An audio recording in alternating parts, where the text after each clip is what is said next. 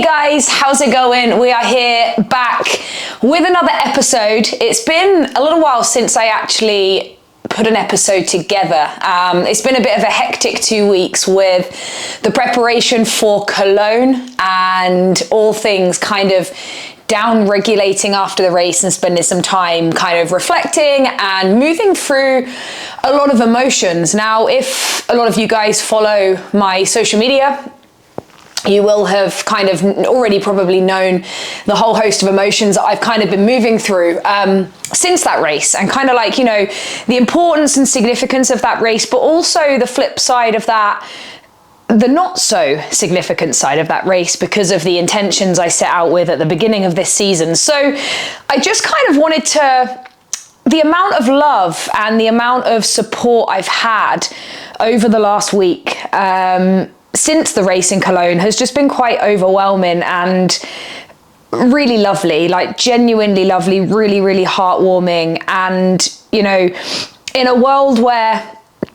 people can be so horrible and we see all sorts of stuff on social media, it really kind of like, I guess, like really relit my faith in like humans. So like the feedback and just the support, I just want to thank, if you're watching this or listening to this and you sent me a lovely message after Cologne, I just want to say a massive thank you. I tried to reach out to as many of you guys individually to say thanks as possible, but it's not kind of always possible to, I think I got back to pretty much everybody though.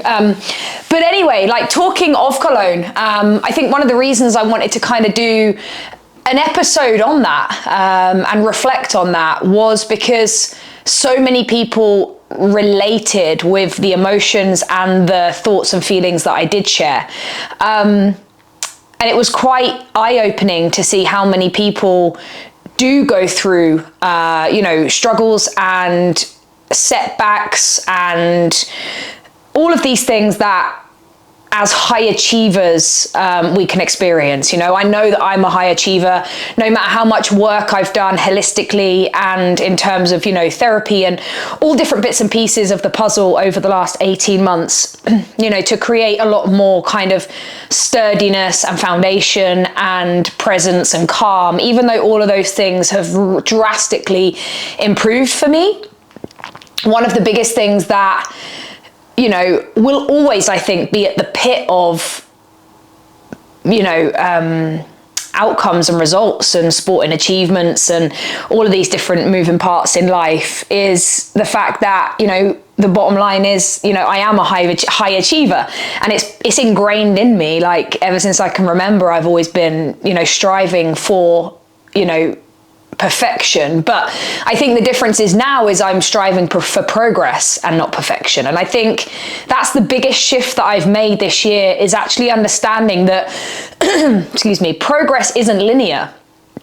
Progress is the outcome and the compound effect of continually showing up, right? And that's not just showing up when things are going great, but showing up when things maybe don't go your way and how you learn from that. And I had a message that really stuck out to me off the back of the Cologne event. And I'll go a little bit more into the Cologne event and what it meant and what it means now, etc. But I had a message that really stuck out to me, and it was a friend of mine who trains at the gym called Richard. Shout out to Mr. Richard Cook if you're listening. And the message said, I bet you learn more about yourself in this one event than you have any other event you've done this season. And I sat back and I thought to myself, yeah, you know what? It's really easy to shout from the rooftops and to be uplifted and to be positive when things are going great. But the learnings that we can extract from things not going as planned is what really truly makes us and shapes us as an athlete. And you know, that message really kind of like really rang true to me. And I was like, wow, like, yeah, you've really hit the nail on the head there. Like, that is the God's honest truth, is that I probably learned more about myself over the last week, you know, off the back of the event than I have in any of my kind of like big wins this year. So I want to make this episode because I want this to enable people who are going to go through this type of thing in the future. It's just completely inevitable. And who might have been through that stuff before and not really known how to navigate or how to overcome that, like how, what's showing up, sitting with it. The question I like to ask myself as well is like, what's alive in me? And I think when we know what's alive, we can be present and sit with what's showing up rather than suppressing it. And I want to explain about something I almost did, a decision I nearly made, which I think could have been quite costly, and actually could have made the process of moving through emotion a lot harder. So I'm really excited to get into this episode with you and to recap on all things Cologne. So, what was Cologne? So let me take you back to the beginning of the season for me. So this HYROX beginning of this HYROX season, I clocked in with a 110. So around 8 months ago, I raced Dubai. I raced in London. I raced in Birmingham. And all of those sort of times were anywhere between sort of like a 108 and a 110. So that's kind of where I was coming into the season with as a kind of like timestamp. And I then started, which was quite risky, I started a brand new training method and training process that I really trusted in, and in terms of its development has obviously massively worked out for me. But yeah, I started that around 7 months ago. So as I moved into Manchester in January, we're now obviously in April.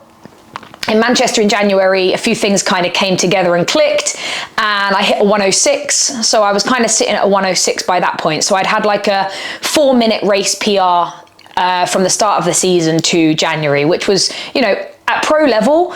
And when you're getting to that 70-minute mark, like it then comes down to minutes, right? So we can see a lot of people racing, they're getting 5-minute, 9-minute, 12-minute PBs. And, that's all very, very doable. That's, it's not undervaluing the work that goes into that, but it's very doable when we're kind of at the 1.5 hour mark, the 1 hour 25, like it can be a lot easier to take a big chunk of time off. But when we start getting towards the 70 minutes, the 65, it then really, truly, the whole strategy of progress changes. We're looking more at seconds, we're looking more at strategy, we're looking more at technique and efficiency and how we do things and how we execute more effectively rather than just what we gain in training. So, it really does come down to, when we start getting to the 70-minute mark, it really does come down to, minutes. And so celebrating any win is huge at that point, whether it's a 1-minute PR, 2 minutes. So hitting a 4-minute PB from the start of the season to the mid-season January, for me, getting to a 106 was incredible and hugely worth celebrating, because I had really sacrificed a lot. When I hit the 110 at the beginning of the season, I actually said to myself, I've never really truly felt like I have given everything to my HYROX sporting achievements. I've kind of sometimes always left my training to the last minute. I've put my business first. I've supported a lot of athletes right through to Elite 15. I've worked with over 600 athletes over the last 4 years. And I've truly, honestly, could put my hand on my heart and say I've poured everything initially into others. And I love doing that. It's a huge part of who I am, and it's a huge part of my values as a coach. But I had this kind of like awakening earlier this year, where probably a lot of the work I've been doing has been around, going back through memories and, not just childhood, but, teenage years and going through stages of life. And it really kind of like spoke to me that even though, a lot of ill health kind of held me back from moving back into professional football, once that kind of opportunity had dropped, I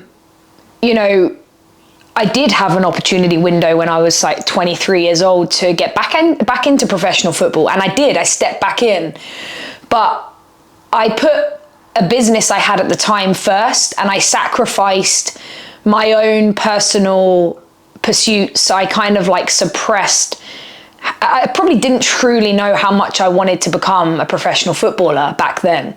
And so it wasn't until I look back now that I realize I'm not regretful, because, you know, again, regret is a tough word, but I do potentially, maybe there was some decisions I probably would have made back then, to allow myself to, you know, back into professional football. And, you know, it's something that you live with. You move on and you find new paths and you find new directions and you find what lights you up and you find what really kind of relights that fire. And for me, I raced Spartan for a lot of years, Spartan racing, professionally, but finding Hyrox was kind of that second best, really, from football, for sure. And then, like, the first 3 years of competing in Hyrox, you know, like I said, I again put my coaching first and put my business first. And then I started to kind of think to myself and realize, like, at the beginning of this season, I was like, you're not getting any younger. Not that age is, you know, not that I believe that age is a restriction, but I was like, I'm going to go for this. Like, I am going to, why am I putting myself second again? Like, I want to go for this. I want to give it everything. So for me to then get that 106 was, you know, a huge win, because I had sacrificed, you know, some things, and I'd put some things on the back burner to commit myself to a larger training volume and to really knuckle down on nutrition and all of those things. And it all kind of like came to fruition early on this year. So January was great, racing with, you know, Zara, Kate Davey and all of those girls. And came away from that event feeling really, really positive, really confident, knew I could have probably put the hammer down a tiny bit more. But I learned a lot in that event, i.e. not to eat a steak 5 hours before. So, you know, didn't have gut issues, but felt very heavy in the event. So, like I said, to put down a 106, I was chuffed to bits with. Came away from that race and then moved into Dubai. 3 weeks later, I think, went out there feeling the best I've ever felt. So recovery was great from Manchester, focused and knuckled down on recovery strategy, and moved into the race in Dubai feeling absolutely unbelievable. Had a few days in the sun, which always helps as well, boost the serotonin, boost the vitamin D, and went out into Dubai and had the best race of my life. Like, everything clicked. I was running 4 minute 05 splits in the pro, and I literally said to Bella, like, I want you to watch your clock. And from a couple of test strategy runs I'd done in the gym in a simulation between Manchester and Dubai, and Dubai was like the second week of February, I did a couple of these little test run things I wanted to play about with. And then I said to Bells, listen, I need to be at this certain time by the time I come into the row for me to know that I'm going sub 106. So I remember literally like getting my feet into the rower. I was leading the race at this point. I started pulling on the rower. I looked over at Bella and she like gave me this like nod of like, you're doing well. So I just fell into my strategy, partially pushed on the rower, but it's always my strategy to kind of recover back slightly on the rower as well for the last third of the race. And it all just fell into place. So like I was actually building pace in the last 2K, excuse me. And yeah, ended up coming across the line with a 102, just over a 102. So that changed the game massively this season. When I say it changed the game massively, it wasn't on the agenda I wanted to do well this season, but Elite 15 definitely wasn't in my sights for this season. I wanted a serious season, and then I wanted to gain that confidence and development to then potentially move in towards Elite 15 maybe next season. So when I come off the back of Manchester and went to Dubai and hit another, 3 or 4 minutes off my time, it really started to like, I started to really think, whoa, okay, this is quite serious. Like the performance I put down in Dubai was the performance of my season so far.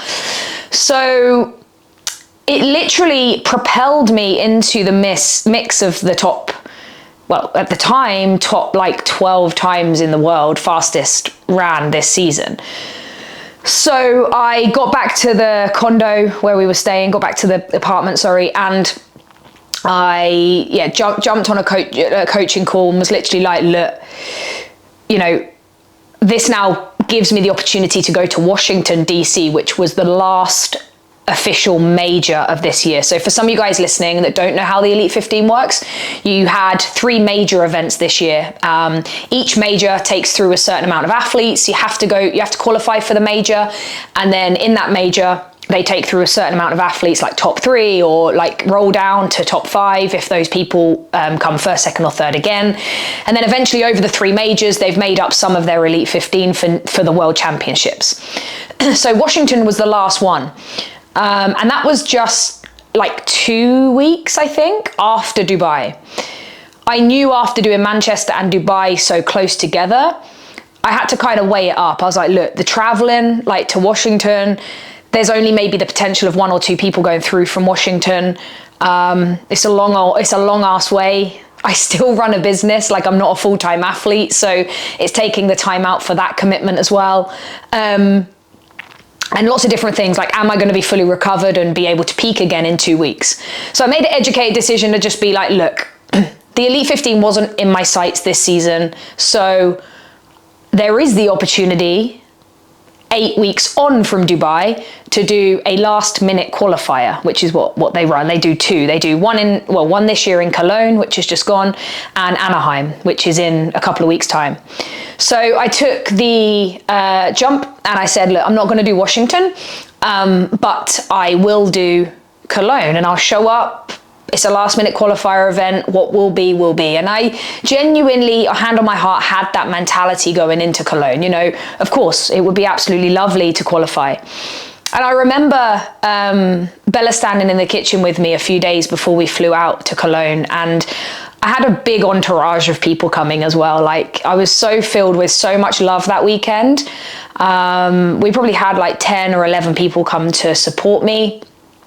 And it was just a really lovely, lovely weekend. Like, I got to spend some quality time with those guys as well, on top of, you know, apart from the racing. It was an epic weekend anyway. But I remember Belle saying to me like a couple of days before we flew out to Cologne, and she said, have you really genuinely thought about what this means for you if you do qualify for Elite 15? Like, if you do come top 3, you know, that means that you're going to be in the Elite 15 in Nice. Like, I want to just, like, I think, you know, I don't know what I think, but like, have a think about, like, are you genuinely ready? And like, I really thought about it, and I kind of like said to Belle as a joke, I went, it's all right, if I qualify, I probably won't go to the Elite 15 anyway. And it was like a running joke in the kitchen. Like, we were laughing about it, and she was like, you can't do that.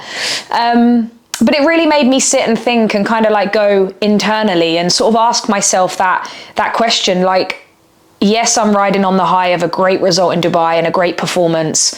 I would say that was probably the peak of my season so far. And I wanted to ask myself that honest question, like, are you genuinely, you know, being raw and authentic, are you really ready to step up to the Elite 15 stage? You know, everyone's going to be watching. I know that's not you know, it is a big thing. It's just you and that 14 other girls racing on that Friday night. And it's a lot, like the pressure, the build up, you know, I was speaking to my coach, she was like, you know, you got to be ready to do loads of interviews. Like, and I kind of sat back and I thought, look, I still went into Cologne with the mindset of like, what will be, you know, like, if I PB, this will be great. If I don't, fine. Like, it's going to be tough to try and now go below a 102. Like, when I just mentioned at the beginning of this episode, like, going sub 70 is one thing, going sub 65 is another. But as soon as you start getting towards the hour, like, we're playing about with seconds. Like, it's very, very difficult. And I want to speak to everybody here. It's very difficult to think and expect to PB, to get a personal best every single race. Is just not, it's an expectation that is really quite challenging. And also the other thing we have to take in consideration that I've always thought about, and I've always navigated this with my clients and their mental preparation before events, but you know, there's certain expectations we have to have on ourselves based on truth, right? And some of the truth is that the courses are very different, right? They are very, very, very, very different. Like look at Berlin. We've just had like a 1K loop, you know, it's outdoors. It could have rained. It could be different situation, different scenario. The sled flooring is laid down on different ground. Like there's so many moving parts to every single competition that it's very difficult to compare event to event. So we can scream from the roof about hitting our personal best, but also we can't allow ourselves to fall into a pit if we don't PB every single event. That would be like Lauren Weeks setting the world record, or Hunter setting the world record, and every race from then beating it and beating it and beating it. Like at what point does it stop, right? At what point does it not get any faster? So yeah, that's something that I just want to really speak in volumes about, because I think it's so relatable. And I think that we see so much on social media about people hitting race PBs. I've taken 4 minutes off, I've taken 8 minutes off, 12 minutes. And yes, celebrate it, like celebrate those wins. But if that odd race you don't, just be mindful that every course is different. Like every single course is different, like mentally, emotionally, your burpee stations, you know, you could double back yourself 4 times. I've done a race when it's just one length, like that, you know, just really take that into consideration. So let's talk about the actual event in Cologne and how it went. So for me, like Cologne was an event where I would be racing for position and not time. So this was a really, really different concept for me, because normally I kind of zone out from all the other girls. Like podiums are not my chase, like they're not my thing I focus on. I just want to continually better myself, better my performance, like extract different wins from each race individually. So even if I don't PB in a certain event, I can still extract wins from different areas of growth, right? How did I overcome that? What did my mindset do when I hit that station? Like this is all stuff that we want to reflect on, because it's not just an end time. Like, you know, you might have had the best overall run time you've ever had, right? But just because you might have, you know, screwed up on a sled or, you know, overcooked it on the ski erg, like it's important to still extract those wins, okay? So like for me, when I went to Cologne, like knowing that I'm going to have to race the other girls was quite a different shift in my mind, because it's very difficult. Normally you are in your own race, right? Like your own strategy, you're sticking in that, you're sticking to that, you're in your own lane. But as soon as you start to have to race the other girls, there is this kind of external pressure that kind of like changes the game and the strategy a tiny little bit. So going into it, I knew that was going to be quite a tough concept for me, because I always race for my own time. And therefore, you know, it did mean that it was going to be a hot race going out. Like a lot of the girls went hard. The ski erg is usually an area for me that I tend to pull back on purposely, because I know I can execute. The sleds and the burpees are kind of one of my stronger points. So for me to overcook the ski doesn't really make sense. For me to save 5 or 6 seconds on the ski, be okay and accept coming off slightly later than the other girls to then make up time is a lot more strategically, more of a better strategy for me than pushing it too hard on the ski and then paying for it in the back end of the race because I've overcooked it. So some of you guys might relate to that. Some of you guys might race like that too, but I know that the ski erg for me is an area that is quite a challenge. So essentially, you know, going out, it was a really good race, felt really comfortable on the ski. My prep, looking back now on reflection, I definitely wouldn't ever travel to a race the day before again. It was something new. I trialed and tested flying in the afternoon before the race, because I knew it was only an hour flight. But then we had slight delay. It ended up being around 7 hours of traveling in total. I didn't really comprehend the going to the airport, the moving around. I didn't know, you know, the train and the other end, like just lots of moving parts the day before rather than feeling quite settled. In a vlog I've actually just popped up on YouTube about the event as well. You'll actually see me talking about my steps. I was standing at the train station going, I've already done 21,000 steps, which to me, if I was giving advice to a client, you know, you don't want to be doing that many steps the day before a race. So yeah, there's already those kind of things that were playing in my mind, but I was like, let's just leave it. Let's forget about it. Had a little bit of a headache the night before the race. So I got loads and loads of fluid in, but I didn't want to drink too much because I didn't want to wake up peeing. And then I woke up that next morning still with a bit of a muzzy head, but I got loads of fluid in, lots of salts, and I felt pretty okay. I felt pretty good before the race. So like I said, executed, went into the race pretty good, felt really strong, being completely raw, honest and authentic as well, like, because I always want to show up that, like, I've always struggled with female sport, and I don't truly think that, you know, this is me just speaking complete volumes and so much truth, like my own truth, I mean. I do struggle with sometimes a lack of maybe friendliness between female athletes, and it's always been something that I've identified in sport. You know, I would happily hug everyone on the start line, like, you know, I'd happily miss a little bit. Sometimes even, you know what, I'd actually miss a little bit of my warm-up just because someone's chatting away and asking me some stuff. Like, you know, I'm that kind of person. I can't take that out of me. And it's always been something I struggled with, even from back in my football days, is, you know, we do have this kind of, I don't know, I've seen it a lot in sort of hybrid sport where it sometimes just isn't the most comfortable or welcoming feeling on the start line. So for me, like, I'm all about bringing that. And I do really, really hope that this sport, you know, does remain as friendly as possible. But for me, I take myself out of the arena for that purpose. I'm quite introverted, so I like to just get my headphones in and do a warm up outside. So yeah, there was a couple of things that before the race were a little bit like, you know, it didn't feel the most welcoming of races. But we move, you know, it's about you showing up and doing what you need to do, right? So yeah, so moving into the event, felt, yeah, really prepped, went off strong, ski erg felt great, came off the ski, moved into the sled work. Pretty much all of the pro women were on both sleds at a similar time. So yeah, went through the push, felt strong into the next run, was holding good maintenance speed. Went into the sled pull. My sled pull was a little bit slower. I was obviously getting used to the new equipment as well. I definitely felt the rope was a benefit, like that the new equipment, the ropes are so much better. But yeah, I did feel that just that little bit extra resisted on my lane at least. So felt a little bit kind of like not as strong on the pull. But yeah, made up loads of time on the next run after the pull, and then came into the burpees, all of the top.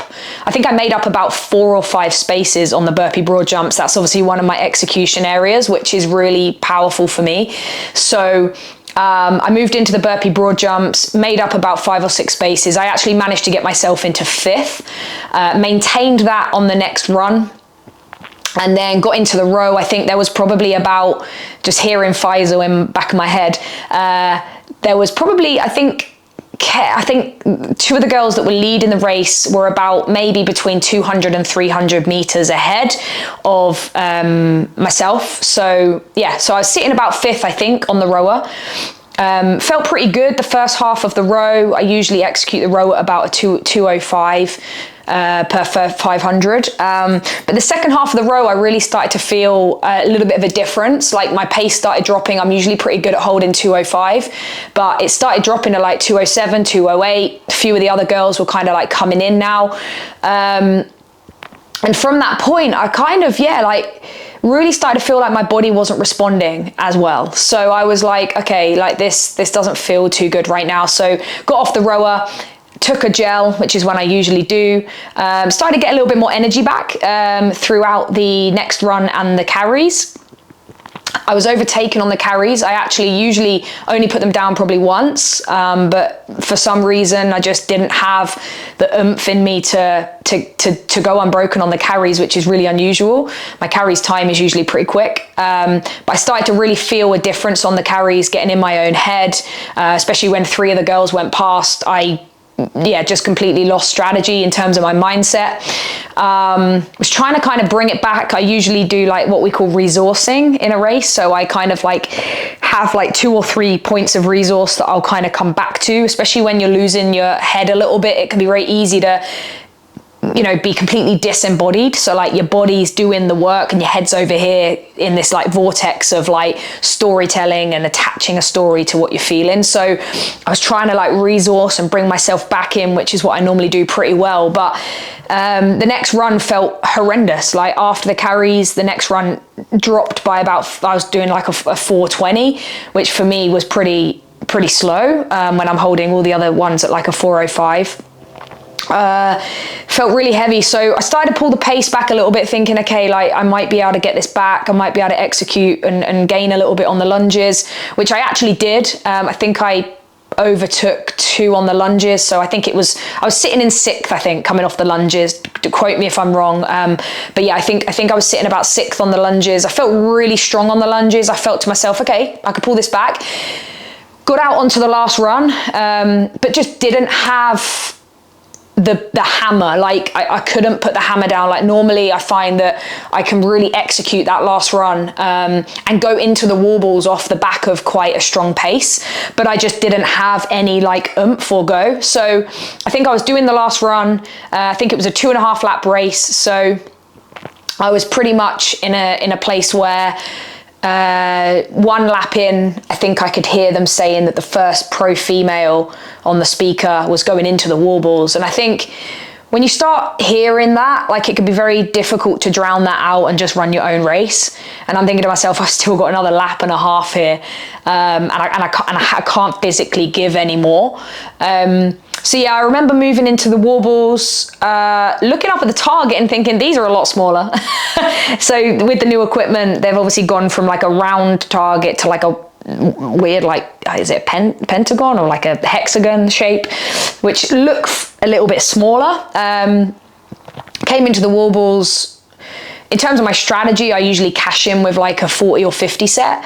Recently this season, I've usually done like, 40, 50 unbroken, but just wasn't happening. I just had like, I hit a complete wall. Like I did like 25, I think, and just dropping the ball, picking it back up, doing 10, dropping the ball. And it just wasn't like me at all. The way I executed the wall balls, my time in Dubai was like 3 minutes 40 for the wall balls. And I think it was something like 5 minutes 10 in Cologne, which is really slow for me. I haven't done a wall ball time like that since last season or the season before. So yeah, just had absolutely nothing. Really got in my head on the wall balls. It was one of those where you look back now and you kick yourself, because I remember just watching 2 of the girls finish before me that came in after me and just run behind me. 2 of them crossing the line, and then I got to like 60, 70 and just like, yeah, I do you know what? It felt like I was in a dream for the last 30 reps of the wall balls. I just completely was disconnected on every level emotionally to the race, and I just, completely lost my head. Just remember people shouting behind me, pick the ball up, like, and I was just, like, I don't want to say I was stroppy, but there was definitely an element of kind of old Jade that crept in, that kind of attached a story to what was going on right there. So, had I have executed the wall balls the same as I did in Dubai, and been a minute and a half quicker, it definitely could have been like a 104 race, potentially like a 4th or 5th spot. But still, probably that performance I put down in Cologne, well, definitely wouldn't have been enough for the Elite 15 qualification, not with how I was racing. Up to the row, I really thought I had it, and I'm normally a kind of like gain time on people. So like normally my execution is not to be the leader.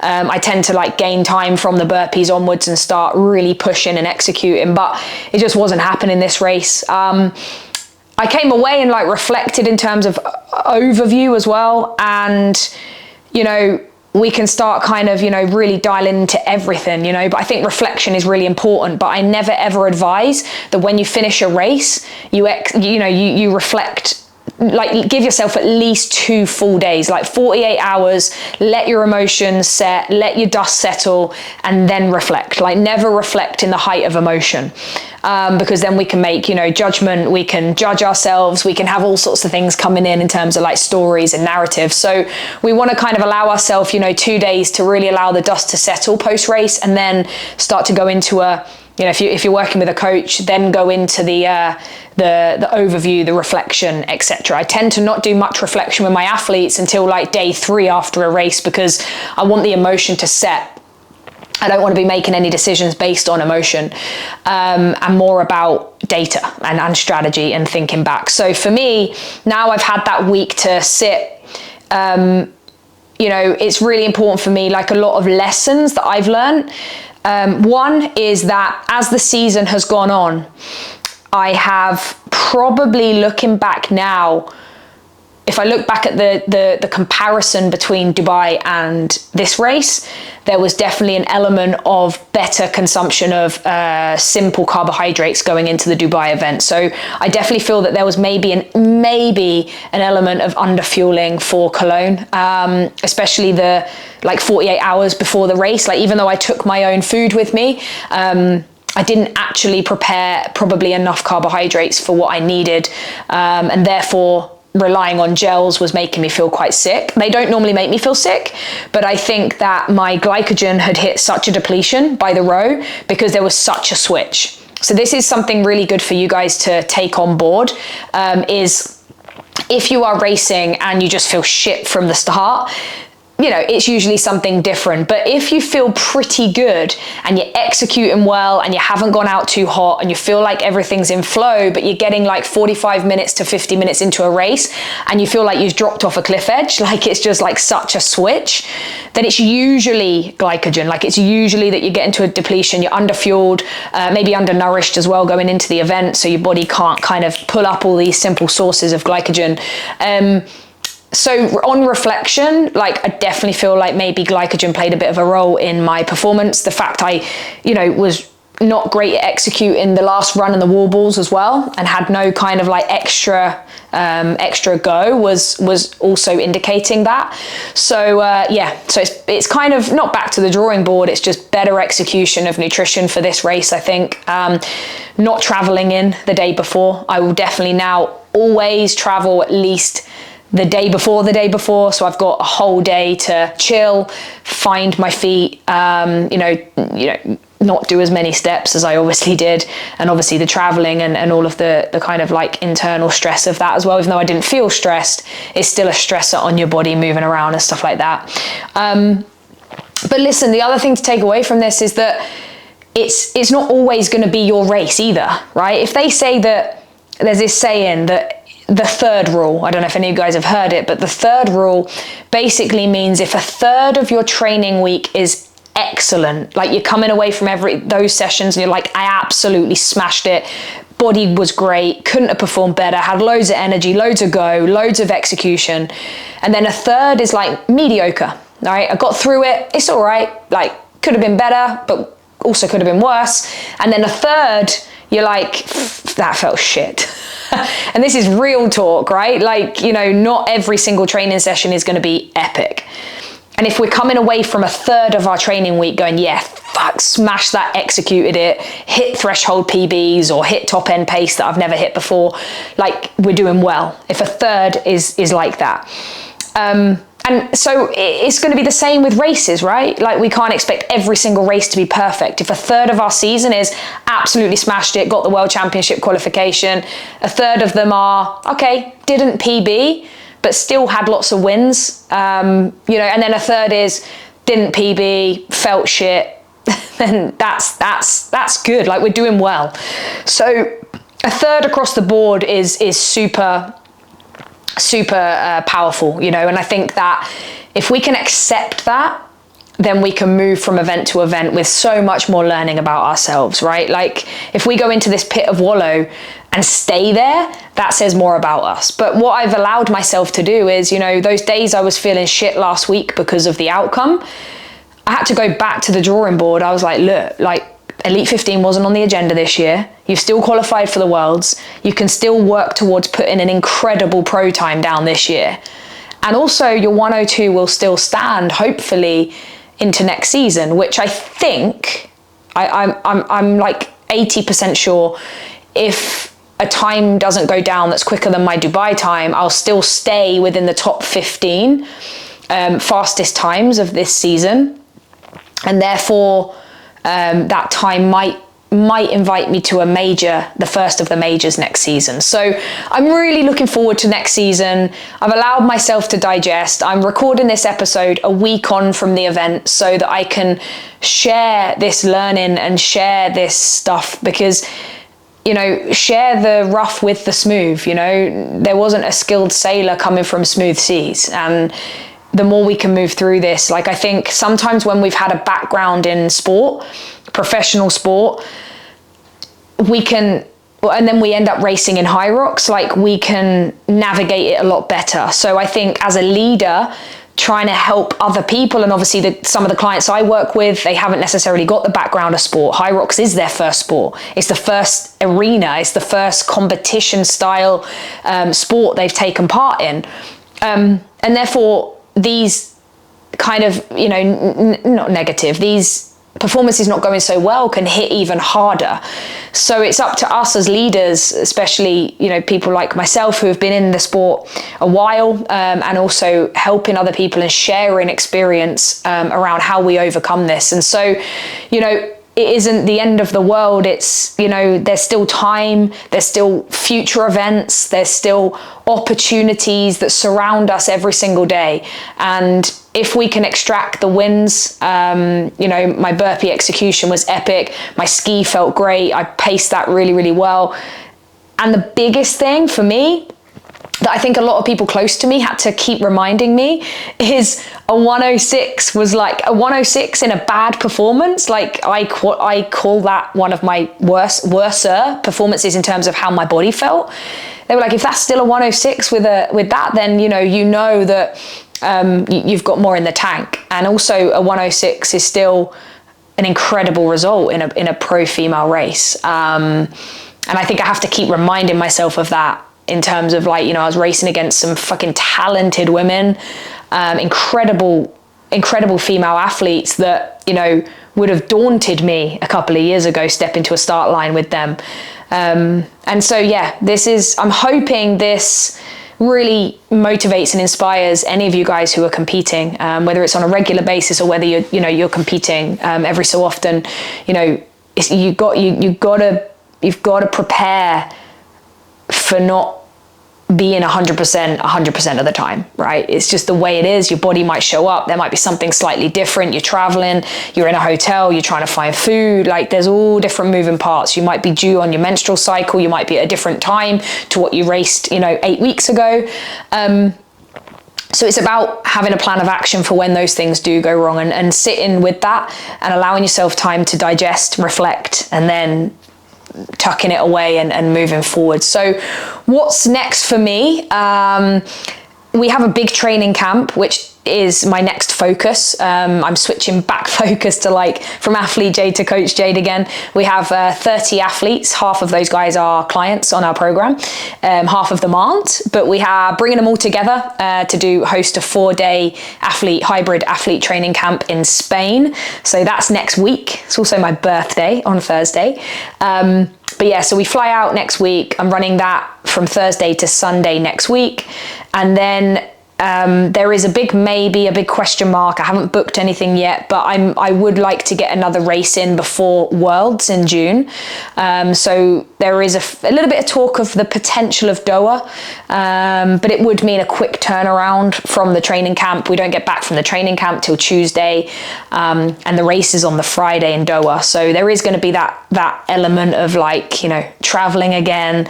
Traveling to these events can sometimes take it out your body, especially when it's not just kind of a hop to Europe. This is like a 6.5 hour flight. So we will see. I'm going to probably, sit with it, and then make a decision potentially, just before the training camp, see how I feel. But other than that, obviously pro women at Nice, we had a lot of our athletes absolutely smash it out the park in the first outdoor event in Berlin this weekend. So I was overwhelmingly proud this weekend of all of our guys. I actually popped up in our WhatsApp group how proud I was of those guys. I actually shot a video explaining, you know, these guys have made me so proud, and I couldn't have ended a week after an event not going so well for me, seeing all those guys crush it. I think we might have had 6 podium finishes, something like 11 race PRs in Berlin. So yeah, I'm proud of that. We've got a lot of athletes working towards World Championships now in Nice. So yeah, listen, as always, I hope that sharing this stuff allows other people to extract and grow. As always, you know where I am. Hit the Instagram or hit the link that's always below to check out our coaching process. At the moment, I am actually really full on my bespoke programming until after Worlds now. So yeah, it's very limited in terms of capacity to work with myself on a one-to-one basis. But I do have some openings coming up in June post Worlds. So you can always drop me a message on Instagram or you can hit the link below, and it can take you through to an application form, and then I can be in touch. But other than that, we move, we shift, we take all of this as a learning curve, and this is what being an athlete is all about. I think it was Klitschko, that the marathon runner, that said, he didn't say, he did was it the Boston? I think Ollie was telling me about this. He did the Boston Marathon, and there was some hills. He overshot the hills. He was meant to be, you know, his favorite to win.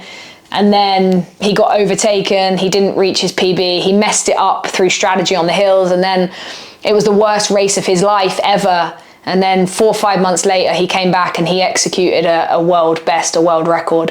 So yeah, keep your sights high when things don't necessarily go your way, and extract the learning and move forward. And remember, as long as 1/3 of your training week and as long as 1/3 of your events each season are up there, you're doing well.